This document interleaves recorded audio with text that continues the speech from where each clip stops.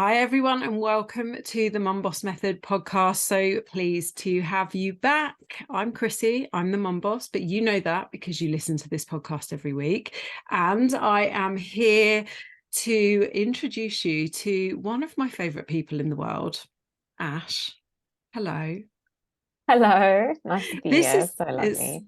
so nice to see you as well. So Ash Maguire is someone I have known for a really long time. We're not going to count up the years. I might count up the years in a minute. And I am so thrilled to have Ash on the podcast. I've worked with Ash in lots of capacities for I think 10 years. Easily, yeah. Easily 10 years. And Ash did me an absolute dream recently by coming and talking to my client group about some amazing stuff that she's going to talk to you about as well. And I'm going to stop talking because actually you're going to do a much better job of introducing yourself and what you do than I will. So Ash, hello, welcome to the Mum Boss Method podcast. Please tell everyone who you are and what you do. Oh, thank you so much. You're one of my favorite people as well. Honestly, we've been through so much together. It's so funny, such an evolution of both of us. Mm-hmm. And when we met to where we are now, we're totally different people, aren't we? Yeah, we really are. So no, my name's Ash Maguire. I am a body mind coach. So I've been doing this work personally for probably about 8 or 9 years, and professionally for 5 or 6 years at the moment. So what essentially I do is I work with human beings, all human beings, on releasing stories that live their lives. And what the difference in my work is I don't just work on the mind with my clients, I work on the body and the mind. Mm-hmm. And essentially, it's about recognizing, my work is about recognizing and bringing awareness to every human being that the experiences from your past can now, in present day, really define your beliefs and define your decisions and choices that you make today. Mm-hmm. And my work is all about helping human beings who feel themselves trapped or gripped by a repeated pattern or something that keeps showing up in their lives. They keep finding themselves in the same position, same room, different furniture, same guy, different pants, same girl, different pants. Yeah. You keep finding yourself in the same places and you don't know why, and you don't know how to break the cycle. Mm-hmm. And my job is about working with them, working with people to untangle why. What happened in your past that's defining your present? And creating space for you then to be able to, when you see why, to make different choices in your life. Mm-hmm. And I work body and mind because it's really creates the most sustainable results.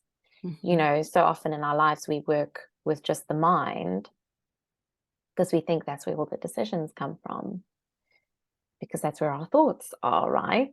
Yeah. But it really sits in the body. We are one whole person, and the experiences of our past live inside us in the form of emotions and feelings. And so I work with you in your mind, but then use breath work, conscious connected breath, to work in the body and to release it from the body. Yeah. So that's really what I do in my life, my Yeah. purpose. Yeah, that is your purpose, and an amazing job you do of it too. And our purpose for this podcast is to bring that to life to people that might not have heard it and have heard of it before, and help them to understand what that might mean through some examples that we can give them. And we already talked about, before we hit record, we talked about the coaching that I've done with you, and maybe we can use some of those examples as well to really bring it to life for people of what some of those repeating patterns are. But a really kind of important question that I ask everyone, even guests on my podcast that are clients: how did you get to do what you do? Where did you find it? What made you realize it was your purpose? Because you started doing something very different, just like me. Yeah, I always knew that I wanted to do something deeper. There was always a calling, but I went into human resources. So I was kind of like, great, it's corporate, it feels kind of light, but it's dealing with humans, so that's great. And then I kind of went in from human resources to coaching, right? And that was my job. That was kind of what I felt like, how I could make money in the world and how I could, go out and be a good contributor to society. But really underneath it was, I come from a very deep trauma background. So my dad was an alcoholic and drug addict. He also suffered from bipolar disorder. He was, physically abusive to my mother. And so, I grew up in a real household that felt very unsafe. It was a very, very unsafe household. Even though I never suffered any sort of physical abuse, there was huge emotional unsafety,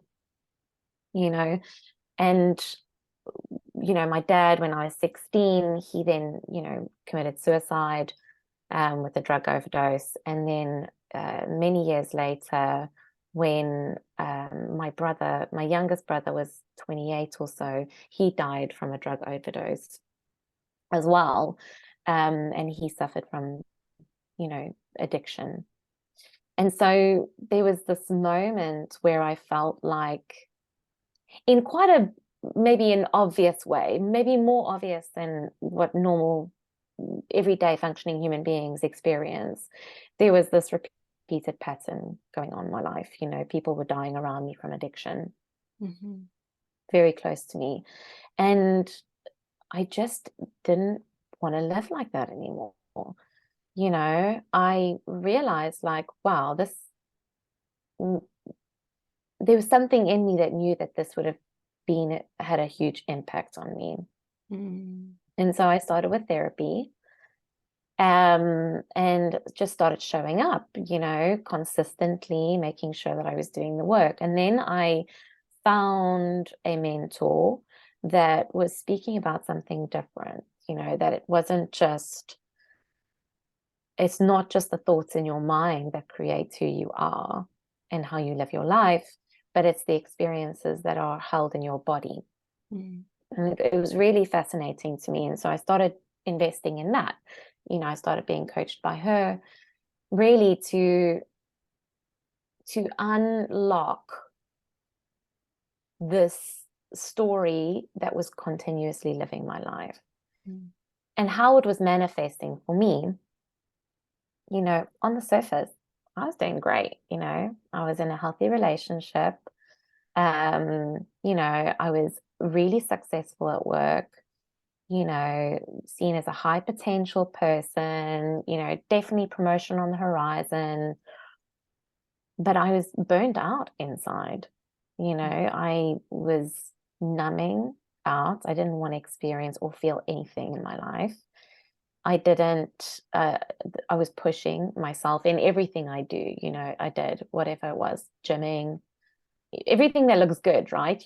I wasn't addicted to drugs or to like alcohol, but I was addicted to pushing. I was addicted to going to the gym and pushing really, really hard. I was addicted to work. I was addicted to, feeling not good enough. There was all these things feeding the way that I was numbing and escaping life. And, even being in this amazing relationship with my husband, my current husband, he was my boyfriend at the time, I wasn't really in it. I couldn't receive his love. I didn't believe that he really loved me. I was filled with self-doubt all the time. even, you know, when people were like, you're doing such a great job at work, you know, you're going to get a promotion, you're doing this. I couldn't believe it. It was almost like, okay, that's great. Now what's the next thing I need to get to somehow prove that, you know what it actually was? It was like, if I can just get there, I'll be happy. If I can just get there, everything will be okay. And what I kept realizing is I kept on arriving there at that place, and then I wasn't. Mm-hmm. And, you know, it's taken some time, but there was a real key for me that no matter how much I tried to think myself out of it, I really couldn't. That what I really needed to do was to feel everything that I'd been pushing down, which is hard. Mm-hmm. That's why every single person that comes to do the work with you, every person that comes to work with me, every person that shows up for themselves consistently is so courageous, because you're really risking feeling whatever you've been pushing down. Mm-hmm. Yeah. And when I started to feel that, really feel it, and allow myself to begin to take responsibility for that, then I began to see changes and shifts in my life. You know, I began to realize that actually the anxiety and the worry and the stress and the pushing that I was experiencing was because that's how I survived my past. That's how I made myself feel safe as a young girl. But I wasn't that young girl anymore. I was a 35-year-old woman, and that I could choose now, that I was safe. And so, and through that journey, and I still do it, you know, I do the work continuously because that's what's asked of me by being, you know, asking people to come and work with me, is that, you know, now I'm in a really, really happy, stable relationship with my husband that I feel super safe in. I've got 2 beautiful kids, and I have a job that I really love. And it's because, you know, someone gifted me the space to be able to feel what I was trying to not feel. So that's how I got here today. Yeah. And there's so much I want to say about that, so I need to slow my brain down. And so the work that you do, because what we really want to do is make this really tangible for people that are listening. So bring it back to my audience, and the work that I've done with you and the work that you have come and open the doors for my clients to do as well. And why does this relate to weight loss, fitness, exercise, health, as the umbrella of that, parenting, because most of the women that listen to my podcast are mums, is, I think the key point that it always comes down to is you are not your thoughts. Yeah, exactly. Somewhere it always relates to that, because we take our thoughts, we make them mean something, and then when we get too close to feeling, we push it down by either going to the gym or overeating or opening a bottle of wine or doing an extra hour's worth of work when we could be at home with the kids. And those thoughts have created a story for us. Yeah. And that story isn't real. It isn't current. No, exactly. Very good. Yeah. And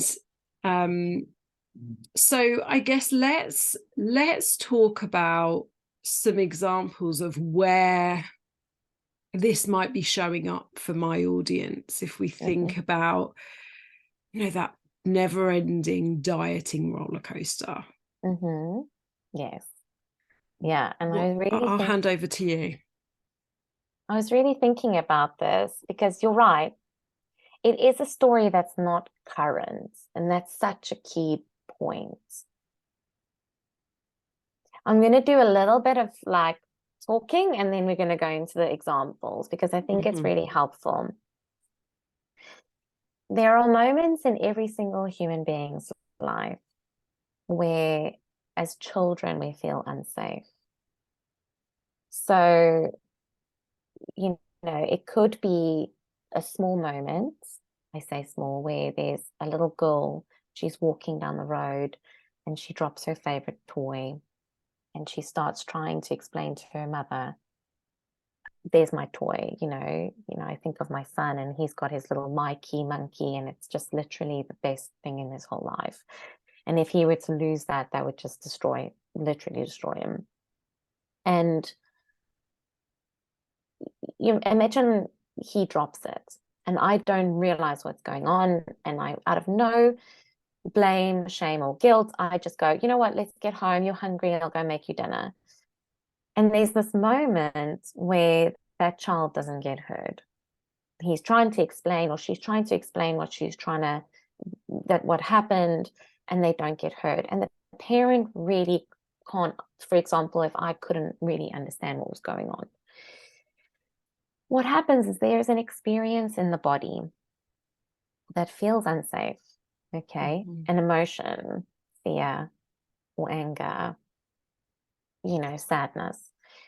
And then the mind's job, and this is scientifically proven, the only job of the mind is survival. But in that moment, survival is not feeling fear or not feeling sadness. The mind does not want to feel what you are feeling. And so in that moment, there's a decision that's made. I don't know. It's not safe to use my voice.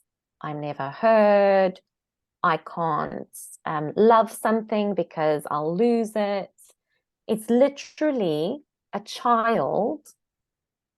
Their mind will lock that experience of fear and sadness together with a thought, and the both together become a story. Let's even go deeper, because a lot of coaches use the word story, a context, like an entire context for that child. It is not, let's say it's not safe to use my voice. Then the mind's job is literally to sense out moments that could even possibly lead to you feeling that experience again. So every time you get up, let's fast forward till they're like 9 or 10 and they're doing reading in front of the class. It's not safe to use my voice. The fear in the body will begin to rise and the thought will come again because they're married together now. It's welded together. And there's an entire story that plays out. That child gets up, they stutter, they can't say what they want to say, and the whole class laughs at them. And therefore, bam, it's kind of proven right. Yeah, it's reinforcing it. It's reinforcing it. Thank you. Yeah. Fast forward till they're 18, the same thing. They need to ask a girl or a guy or whomever they want out, a partner out, and the same thing happens. And they don't get what they want. It's unsafe to use my voice. And it keeps on happening. And what happens is every time you try and do it, it gets reinforced. It gets reinforced that this is true, this is true, this is true. Until you untangle it. That feeling fear does not mean that you're unsafe. Okay? Yeah. That's what I do. I help you untangle the two. Yeah. So that you can feel the fear and not identify with it being unsafe. So let's look at, I don't know, you said about worth. Same thing. Yeah. Worth is actually a really general way of covering a few beliefs. It could be a belief like, I'm bad. I'm the bad girl. Or there's something wrong with me. Or it could be anything, like something like, I'm stupid. I'm ugly. I'm disgusting. I can't trust life even. It's quite an umbrella. It's like a bit of a umbrella phrase for many different beliefs, right? Mm-hmm. So let's take I'm not worthy. Really, it's saying that you can't receive. It's that, like, I'm so bad. And this can be from being reprimanded as a child. This can be from school trauma. This can be from any moments in your life. And often, I'm not worthy comes with shame. Mm. So you're so ashamed of who you are as an experience in your body that the story that goes with the shame is that I'm not worthy. Mm.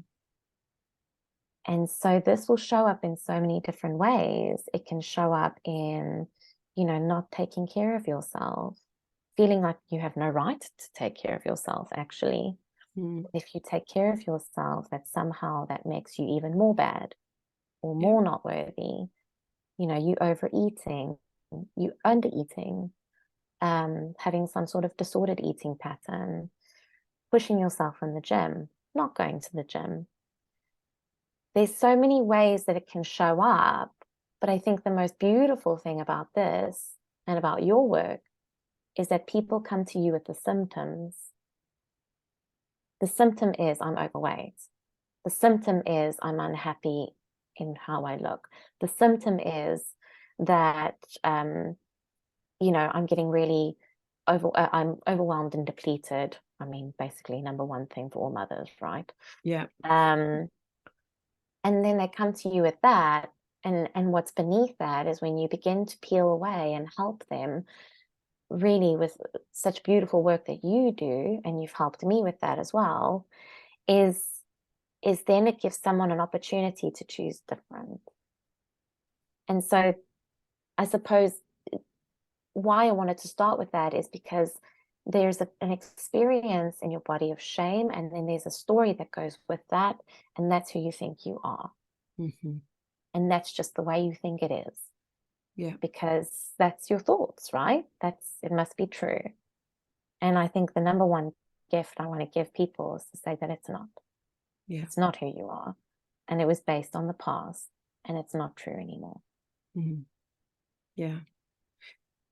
And that, if you're listening to this, rewind 15 seconds and listen to that again, because allowing that to sink in, firstly, is really hard. Really hard. It's really hard and takes time. Mm-hmm. Yes. Like anything I talk about, it's building a habit, isn't it, of reminding yourself that it's strengthening that muscle. It takes time, it takes patience, it takes consistency. Yeah. Mm-hmm. And I've done a lot of work with Ash. So 2 years, I Yeah. think, maybe a bit longer, of work with Ash. And still, it's beautiful that we're doing this week, because I've had to remind myself of that this week, because the stories we worked on Mm-hmm. still come back. I have the tools now to remind myself that they aren't true. And I think as well, the other part of this to really remember, if people really need to know like the science part of this, hold on to that piece of the mind's job is to keep you alive. Yes. Mm-hmm. That's fact. The thing is, the mind's also a little bit stupid in that it doesn't really recognize a fearful situation as being, it interprets that as being an imminent danger to the life. Yes, exactly. And it almost hasn't evolved from saber-toothed tiger days, when a saber-toothed tiger is actually, danger of death, but standing up in front of a room full of people and speaking, that's not going to kill you. But your brain can't tell the difference. No. And so the feelings you will get are all the same. Yes. And I think that that's something that I really want people to take, because it really helped me understanding the neuroscience to connect it to the more conceptual pieces. Yes. Yes, exactly. really, really helps. But can we just talk a little bit about feeling here? Mm-hmm. Why don't we like feeling? Why do we use all these different things to push down our feelings, whether they are drugs, alcohol, food, distraction, procrastination on your phone, looking at social media? Why are we so avoidant of feeling our feelings? Such a good question. I also just want to catch one thing as well on what you were Mm-hmm. saying. I think it's such a beautiful thing to say, like, this is the functioning of the mind, and then to go and find out more about it if you're interested. There's also an amazing man called Dr. Gabor Mate, who talks a lot about the body-mind connection and trauma. And really, if anyone's interested, they should also go and have a look at his stuff. But I also just wanted to say, there's so many of us that think there's something wrong with us. And this is the thing I'm trying to say. There's nothing wrong with you. You're actually not doing anything wrong.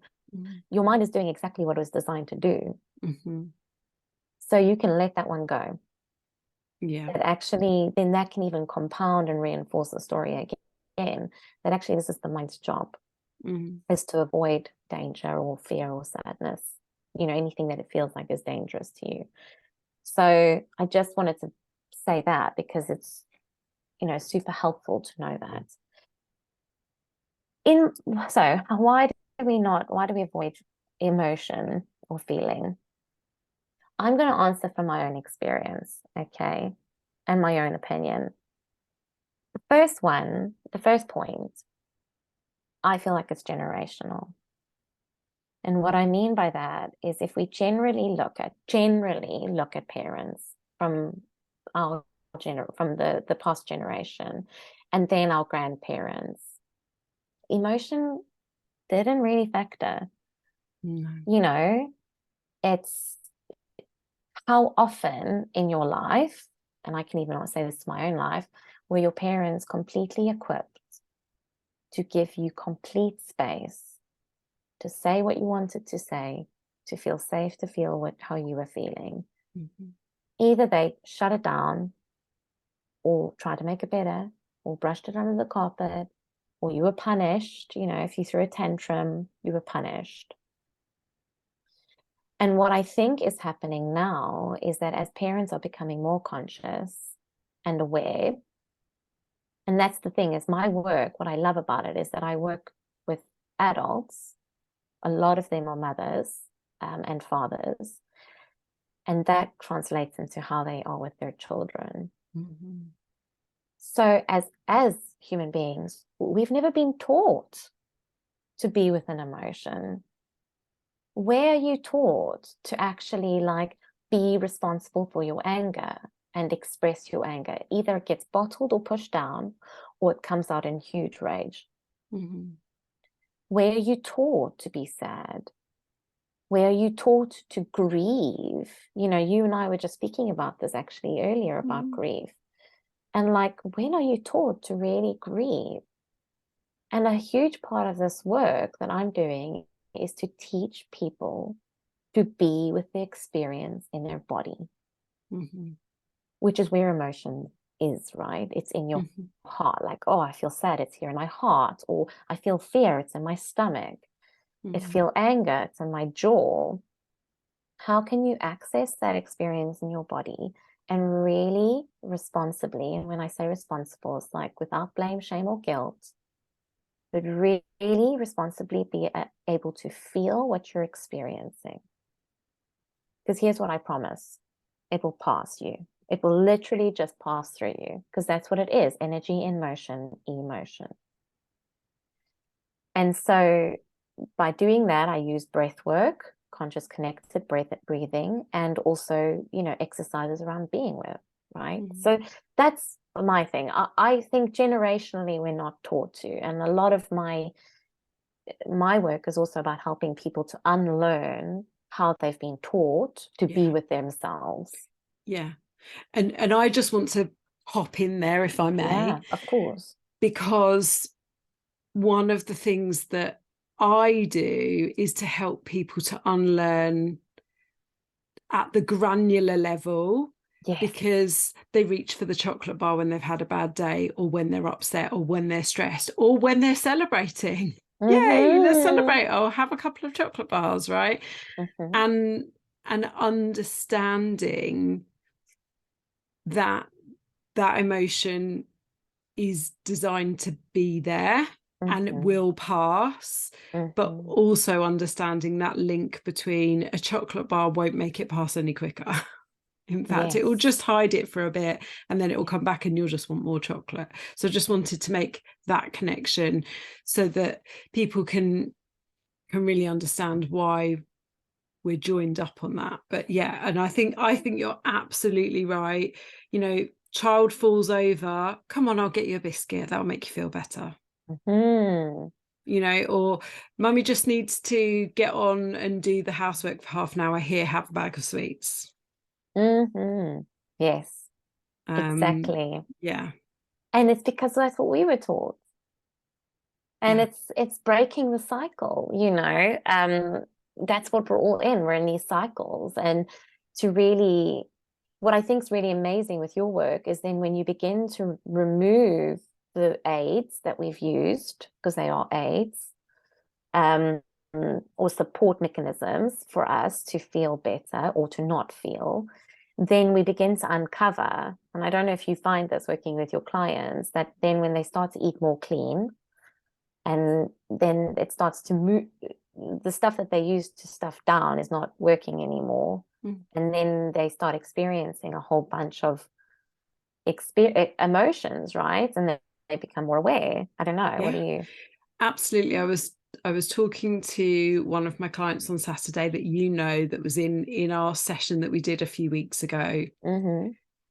And right down from the granular level of, she said, and this was her words, food tastes better now. I am not hiding it under a load of processed stuff. So food tastes better. You know, I would never have dreamed of going out and ordering a salad out, and I've ordered a salad and it just tastes so amazing.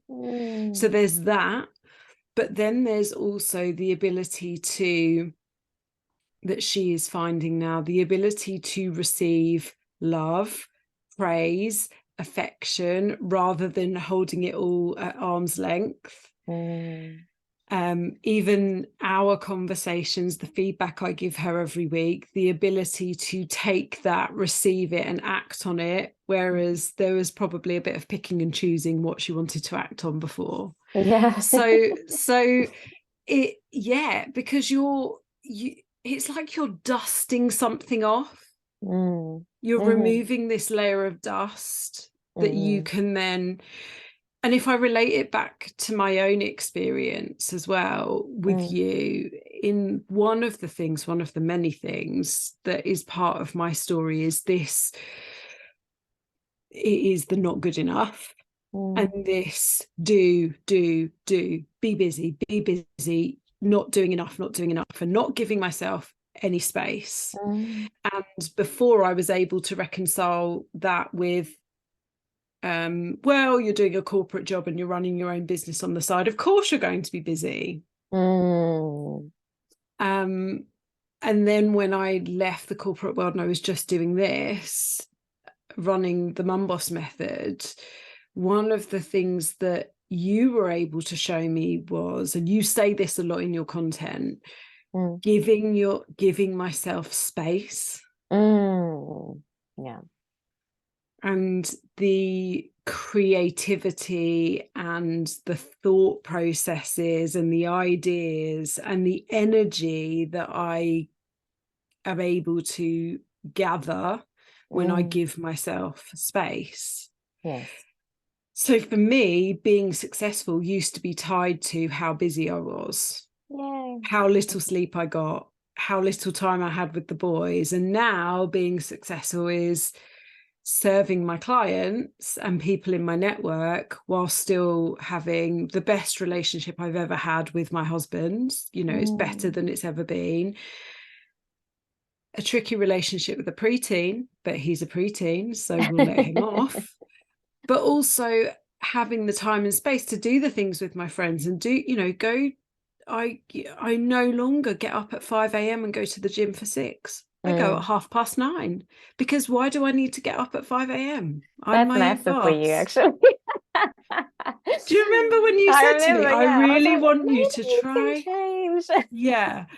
I really want you to try going to the gym at a different time. I really want you to try not getting up at 5 o'clock in the morning. And it took me a while, but I got there.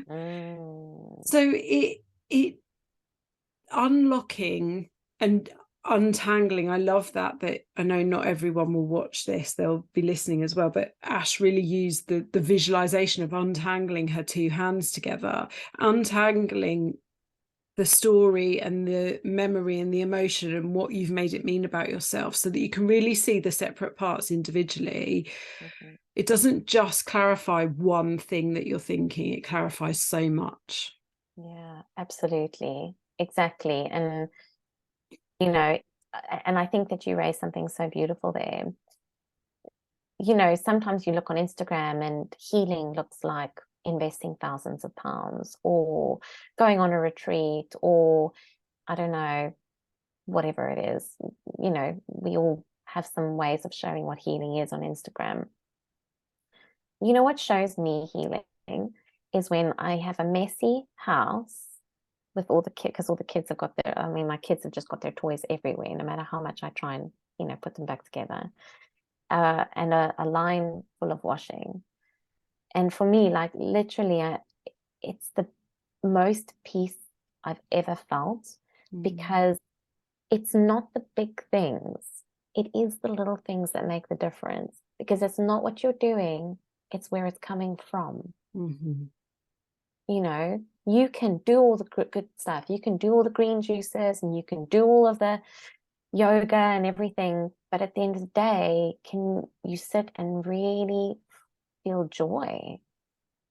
And so doing the small stuff, like waking up to go to the gym at 9, well, going to the gym at 9, I don't know what time you're waking up, but that's huge.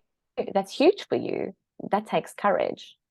So I want people to really hear, whoever's listening to this, that the smallest things that you're doing take courage, because what you're really risking in being able to receive the small changes in your life and giving yourself something is letting go of the past. And the past is all you've ever known. Yeah. So it's whatever investment they're making today, I just want to encourage them to do it, because however small it is, however big it is, it means that they're willing. And that is the biggest step to healing yourself. Yeah. Every choice you make has a cost and an investment, but the choices that you make that help you go forward and reach your goals and that ultimate joy are the best decisions you'll make, the best investments you'll make. Yes, exactly. And will ultimately, this is a promise I can stand by, if you consistently show up for yourself with willingness, that's hard, I promise you your life will change. And there's so many people out there that are proof of this. And you go back, and you spoke a little bit about self-sabotage, which is like a repeated pattern, right? There will be moments where you feel like you've gone back, but I prefer to see it as an in and out. In and out of the story. Sometimes you're in it and feeling shame and worthlessness, and sometimes you're out of it.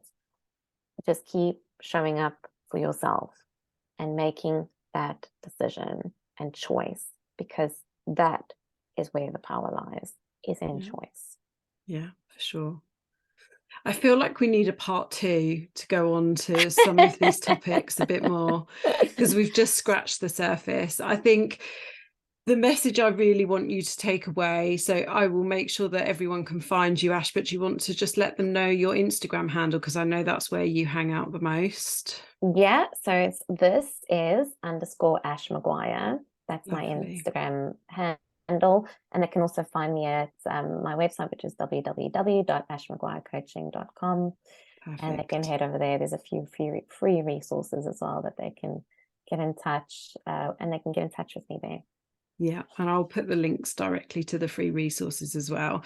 That would be amazing. But I think the point I really want people to take away from this is that whatever work you're trying to do, you're listening to this because you want to get better at something, you want to improve your life. And every single action you take to do that takes courage, and well done, because just listening to this, you're doing that. Ash, something I always ask everyone, 2 questions. You are a busy working mum. What do you do for your own self-care? How do you make time for your own self-care? Oh, this is a hard one. I'm gonna just put it out there. I have 2 little boys, one's 2 and one's 4.5. You know what mine is community. You know, sometimes I don't have time. Like I really don't. You know, in the day I'm working till 12, I pick the boys up, then it's like doing all sorts, and then I don't sit down till like 8 in the evening. So what I would say is that it's having community, because if, and I've done this with you, and I do it with a lot of friends where I just send them a voice note and I just say like, this is how I'm feeling. And so that's what I would encourage everyone to have, is some sort of community or some one person that just doesn't feel like they have to fix it. And you can just go on and say, I'm feeling really overwhelmed right now. And they are just there. And for me, that is my self-care actually, is having those people. Amazing. And then last one, what is your favorite meal? Oh, you know what it is? It's a poached egg on toast. Just one poached egg on toast, super simple, and a black coffee. That is like my go, that I love that. If you had have asked me Nice. a couple of years ago, it would have been a pack of kettle fried crisps, but it's changed, Chrissy. Um, Simple has it every time. Yeah. yes, I That was my agree. birthday breakfast, poached egg on toast. I Love it. saw actually on Instagram. It's so So good, nice. right? So a So little bit of nice. salt, a little bit of pepper. Yeah. They made. Amazing. Amazing. Thank you so much for giving up your time. And again, as I said, I would love to have you back for a part 2, because I feel like we could dig into some of these topics a bit deeper. Everyone, make sure you go and give Ash a follow and check out her website for those freebies. And I will see you back here next week for the next episode. Make sure you share this on your social media. Ash, thank you very much. Thank you so, so much. And to everyone who's listening. Yeah, and we'll see you soon. Bye bye.